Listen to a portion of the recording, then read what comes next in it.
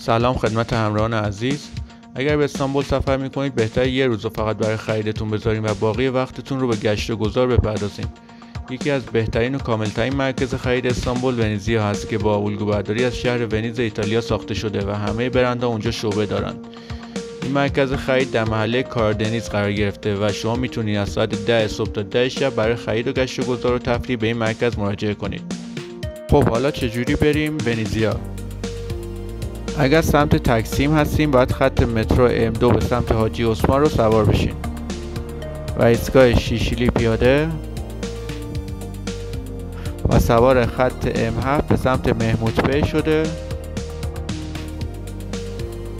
و ایستگاه کاردنیز پیاده بشین.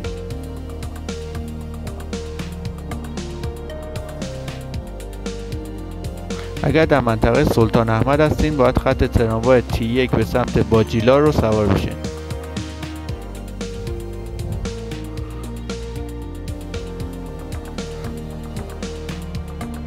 و ایستگاه توپکاپی پیاده و سوار خط T4 به سمت مسجد سلام شده و ایستگاه کیپتاش ونیزیا پیاده بشین.